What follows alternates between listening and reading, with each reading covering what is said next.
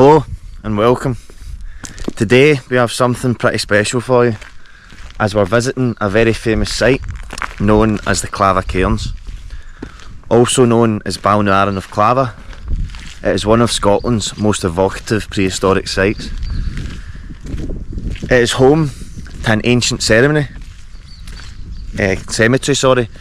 and sits on a terrace just above the River Nairn. It is a hugely significant and a fantastic example of the Scottish Highlands' distant past.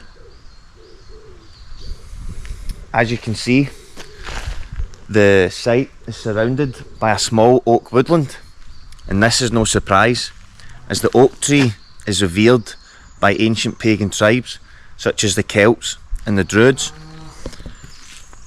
It is also the only indigenous tree to the United Kingdom. As you can see, it surrounds the site here. Very quiet. I've came in the morning, so it's just me, so we can explore this site together undisturbed. There's a perfect example of an oak tree in the background for me. These peoples of these ancient pagan tribes believed that gods inhabited these trees, many sky and thunder gods, and they used to worship underneath them to connect with the other world. And that's possibly why this site, which we're about to show you, is surrounded by so many of them. It is also said that the spirit of Herne the Hunter still inhabits the oak tree. And during the wheel of the year, specifically on the summer solstice, those trees are chopped down and burned, with their leaves being used around homes for protection. So we are surrounded by the oak trees, and we are in one of Scotland's most famous sites. Welcome to the Clava Cairns.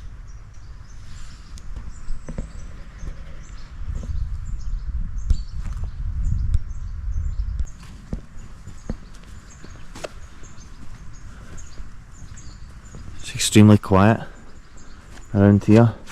You can see the circled stones all around the cairns. It's almost like these stones are standing like sentinels around these historic cairns. I'm going to take you into the first one right now. These date back to 2000 BC, so they're 4,000 years old. Look at that.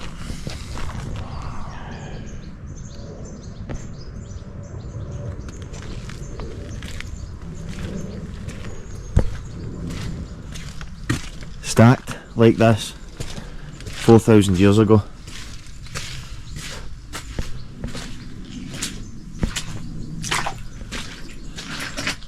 Pretty cool. Now, we are just outside of the city of Inverness in the Scottish Highlands, and these parts are shrouded in myth and folklore and legend, and stuff like the Loch Ness Monster is extremely well known throughout the world. But what is less well known is sites such as this one that are just as intriguing, if not more intriguing in my opinion, because they have some extremely rich history. Just notice, look, wee flower of Scotland there, thistle, which is very cool. So yeah, this site was built by my ancestors, Scottish ancestors, 4,000 years ago.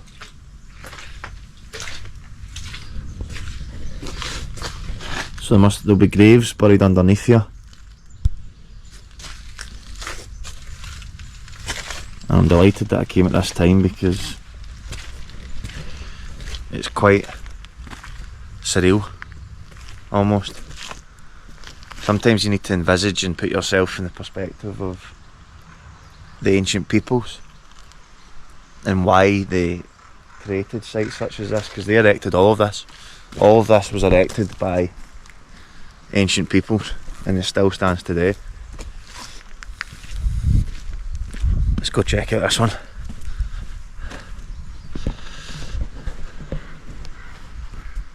It's about 8-9 feet off the ground.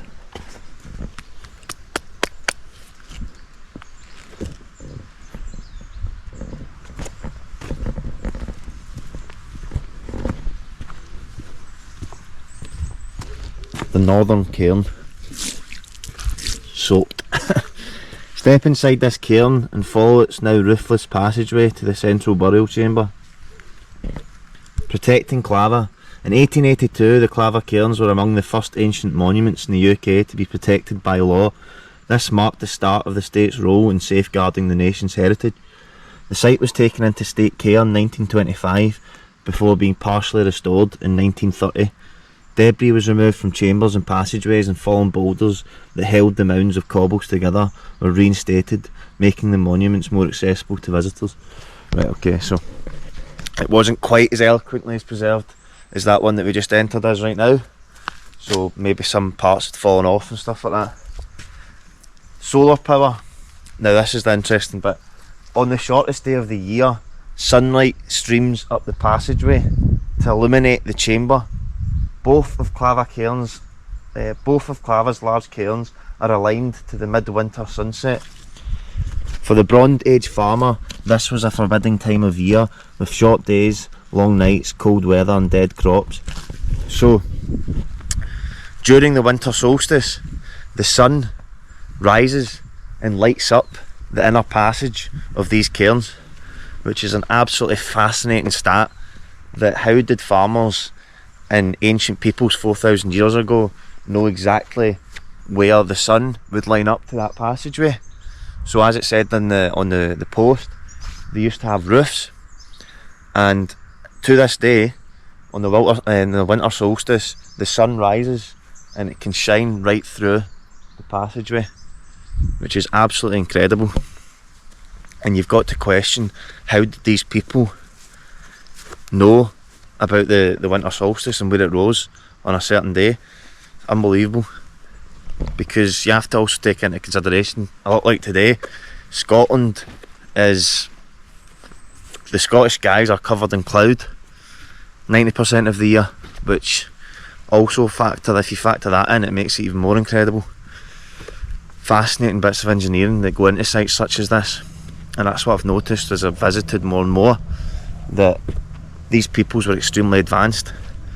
And as that signpost said as well, that time of year was extremely important for the farmers, as it was really important for their vegetation and their crops. So they built sites such as this not just to bury and respect their dead, but to also help them prepare for the dangers to come, because obviously they needed their food and such things were extremely important to them. Fascinating. You've got another one with stones dotted around it yet again, and you can tell it's got an extremely ritualistic feeling to it, with the cairn in the middle. So the cairns are the circular stones that are piled up in the middle, and the burial grounds are supposed to be underneath. So those are the cairns, and the standing stones in a circle around each one, you can quite clearly see. Incredible. Let's go check this one out. And then there's a third one back in the distance there. There's also a second cairn a wee bit further down the road, but unfortunately that one is broken and destroyed by looters, and I'll give you a wee look at that right now. See you there. This is Milton of Clava, and as you can see, I'm standing on just a pile of rubble, pile of stones, as this is the one that was vandalised and looted, as nowhere near as intact as the Clava cairns. There's one big standing stone here, which is about 10 foot tall, and there's also a couple of smaller cairns in the distance, but you can see a lot of it is quite collapsed. And And this one was said to be very similar to the Clava Cairns just further up on the landscape. So it's just about a 5-minute walk north from where I've just been. But this one also deserves some recognition, as it was once probably just as prominent as the Clava Cairns and was part of these monuments. But this one unfortunately has just not really stood the test of time. Welcome to Mountain of Clava, a once impressive burial cairn laid low by 4,000 years of weather. A stone robbing lies before you. Yep. So this one, as you can see, isn't surrounded by trees, so it was probably battered by the elements a little bit more than the site further afield. An excavation in 1990 revealed evidence of the cairn but found no trace of a central chamber, passageway or curbstones. There you go, that's it being excavated. A sacred landscape. There is another ring cairn, Caldoic, in the field to your left. So that's where that is, which is not accessible to the public. There are several standing stones and possible cairns along this valley. They may have been part of a separate Bronze Age cemetery to Balnuaran of Clava. Most Clava type cairn align towards the midwinter sunset, showing the importance of this time of year when the days are at their shortest and the local farmer fields are bare. So it's always to do with crops and how important that was for ancient peoples to survive. There's the midsummer sun setting over Caldoic Ring Cairn, viewed from Mountain of Clava. Beautiful. We've almost got that today. Nice wee bridge in the background. Rock art. Several slabs were carved circular hollow known as cup marks have been found in this area. Such rock art is often found in association with Bronze Age cairns and ceremonial sites. Yep, just like the places I visited previously on my channel. The chapel, the walls to your left may be the remains of a medieval chapel said to have been dedicated to St Bridget. According to local tradition, its graveyard was supposedly used to bury unchristened children. So that is where the chapel is said to have remained. And this is the remains of the Mountain of Clava. I'll see you back at Balnuaran.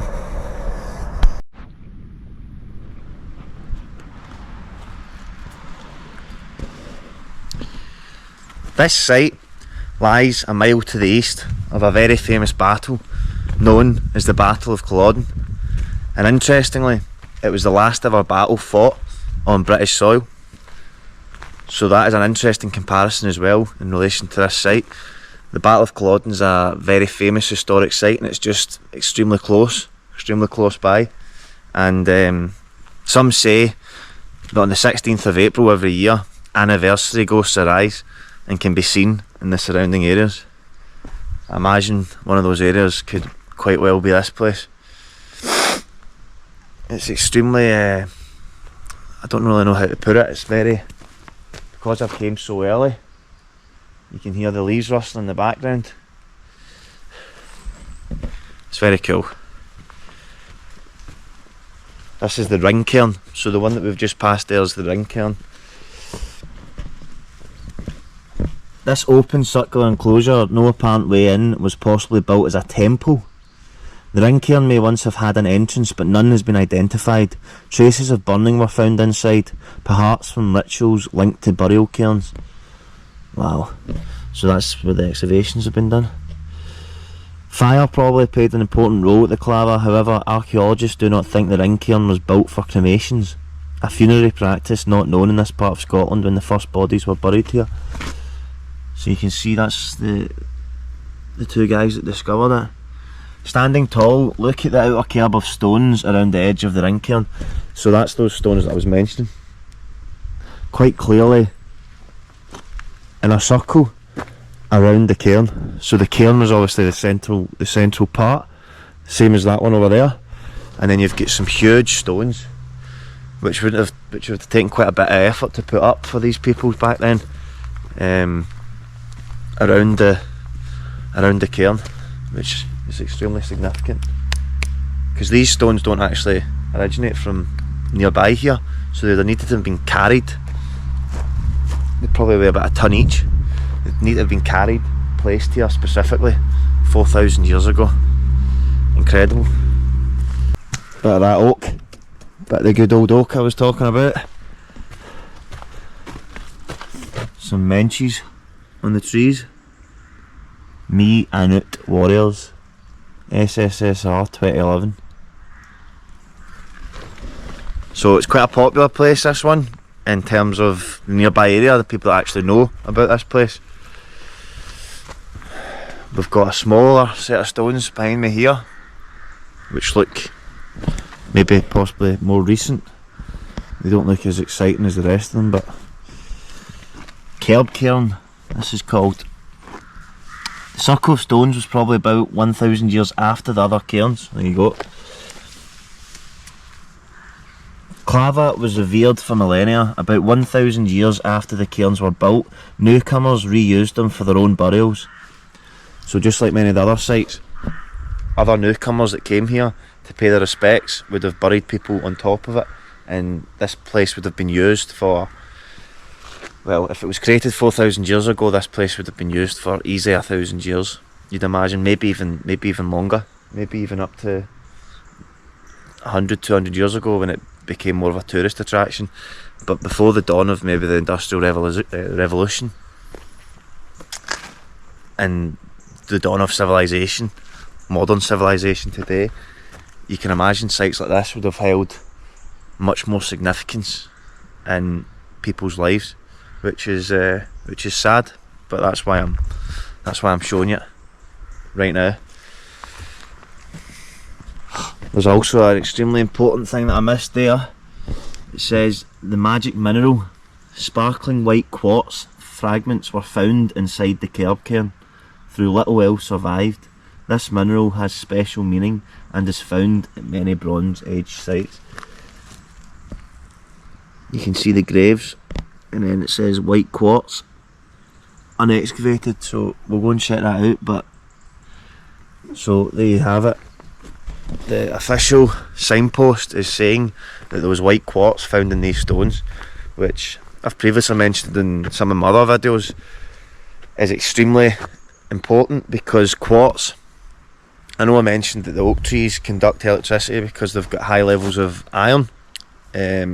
Quartz crystal is supposed to conduct electricity, and it's supposed to be extremely conductive. So the fact that it was found in these stones just adds to the mysterious and builds upon the legend, because there's a lot of mystery and a lot of kind of rumours surrounding quartz crystal about how these ancient sites are full of them and what that would mean, the electricity from these stones.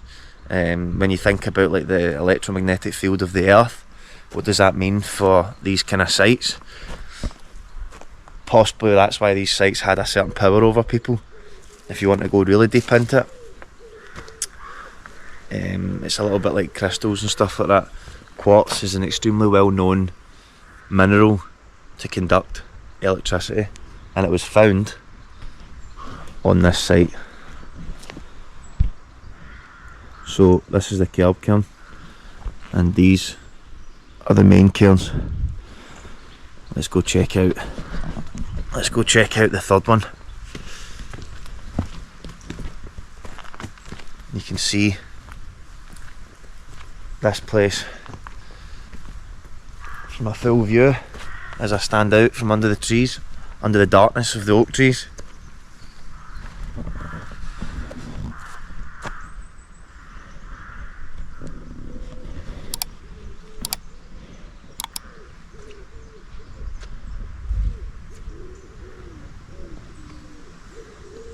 Again here, stones in a circle around the inner cairn.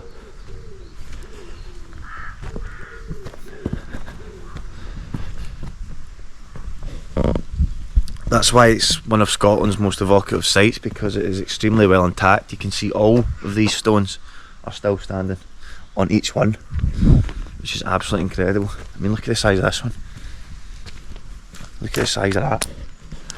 That is easy 2-3 tons that to be lodged into the ground. There's two there. Those ones look a little bit tumbled.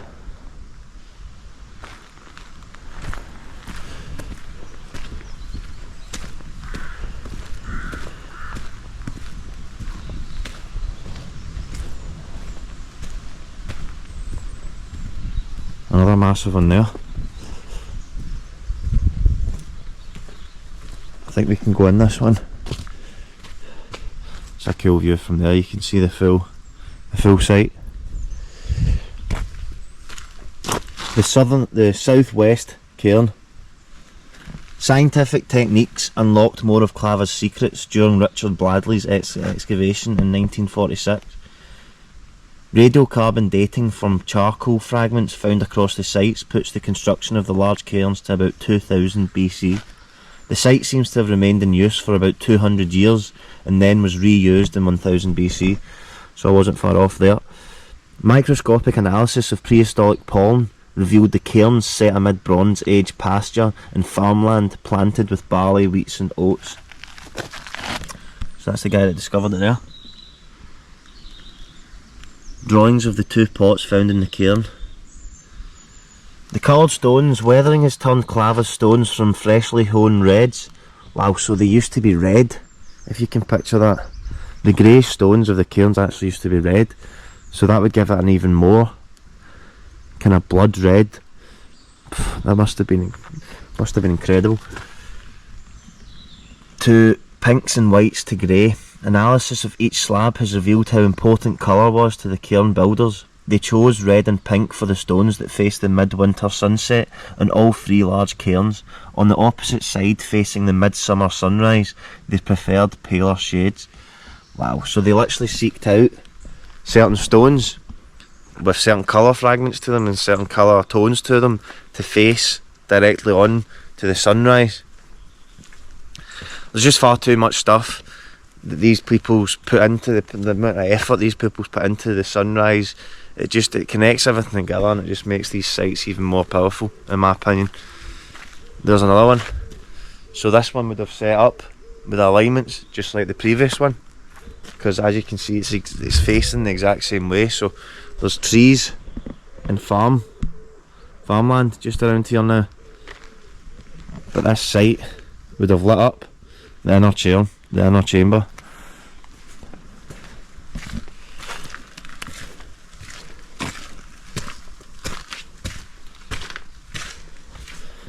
You can see how well put together this inner part was.